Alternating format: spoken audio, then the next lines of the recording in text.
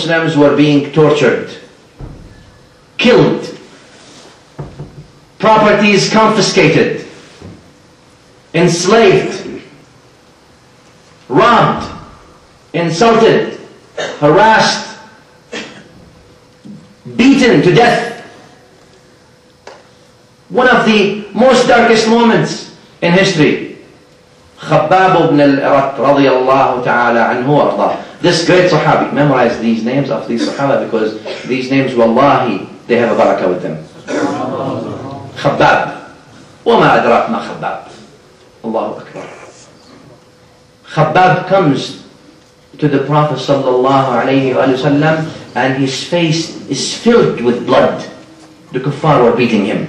Khabbab was among the very early Muslims, tortured, beaten, and face is filled with blood. He's running to the Prophet sallallahu alayhi wa sallam. Al-Bukhari narrates this hadith sahih, and the Prophet sallallahu alayhi wa sallam was sitting at the Kaaba, in the shade of the Kaaba, and he runs to him and he says, Ya Rasulullah, la tastansiru lana. Ya Rasulullah, why don't you make dua for us, that Allah gives us victory? Why don't you ask Allah subhanahu wa ta'ala to make us superior, at least this torture? Huh? It's not an easy thing. And Nabi al-A'zam sallallahu alayhi wa sallam sits. He was a little bit leaning to the Kaaba, he sits. And he said, Ya Khabbab, O Khabbab, listen now to these pearls of wisdom from the Prophet sallallahu alayhi wa sallam. Ya Khabbab, لَقَدْ كَانَ الرَّجُلُ فِي مَنْ قَبْلَكُمْ. Before you, and the other nations before you, يُؤْتَى بِهِ فَيُحْفَرُ لَهُ فِي الْأَرْضِ حُفْرًا. They would bring the man and they would dig a hole in earth and the ground for him. ثُمَّ يُوضَعُ فِيهَا. Then they would put him in this hole that they digged for him.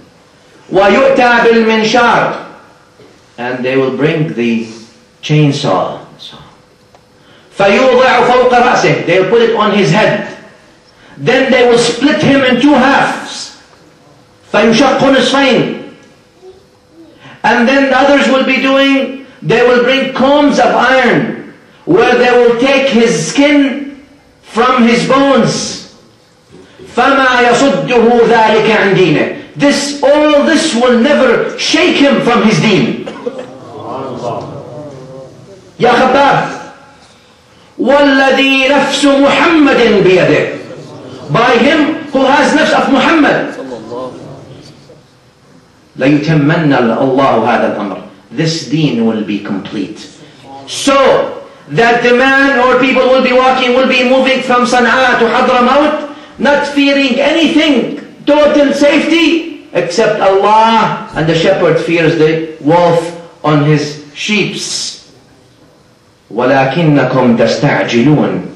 But you are in rush. You are in a rush. You want things now. Huh? That's why. Because of our imperfection. Because our time span is short, so we want now. We don't see things in the big frame, in the big picture. كَتَبَ اللَّهُ لَأَغْلِبَنَّ أَنَا وَرُسُلِي. The long picture. Allah has written, has decreed that me and my messengers will be victorious. سبقت كلمتنا لعبادنا المرسلين. Allah subhanahu wa ta'ala says, وَإِنَّ جُنْدَنَا لَهُمُ الْغَالِبُونَ.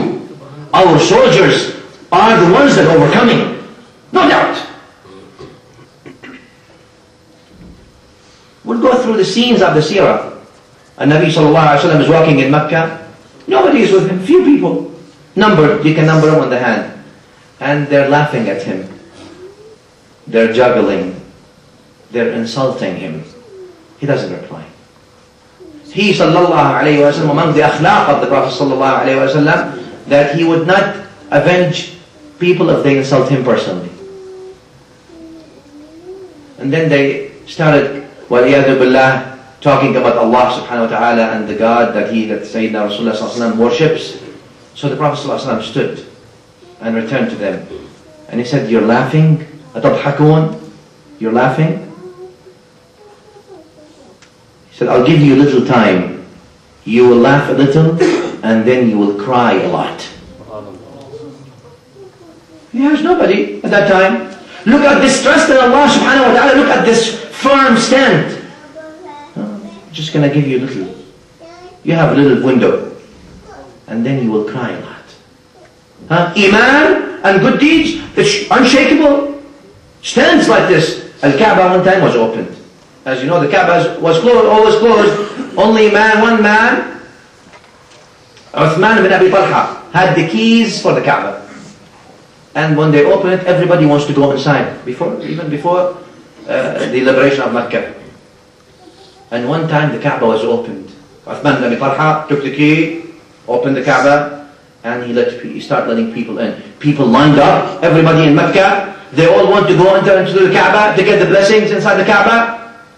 وَالنَّبِيُّ الْأَعْظَمُ صَلَّى اللَّهُ عَلَيْهِ وَآلِهِ وَسَلَّمَ also stood in that line to enter the Kaaba. People are entering. Uthman Mamad'un is the doorman. Uthman Abi Talha.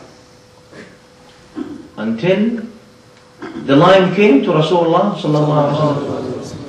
He closed the door. He said, no more. He doesn't even want to let him enter the Kaaba. You are calling for a new message, new deen? No. Close the door. Sorry, no more people getting in. I have the key, huh? Lock the key. And Nabi sallallahu alayhi wa sallam smiled. He said, كيف أنت يا عثمان? And then he told them this very calm. And Nabi at that time had 4, 5, 6 people with him. They could prevent him from doing anything.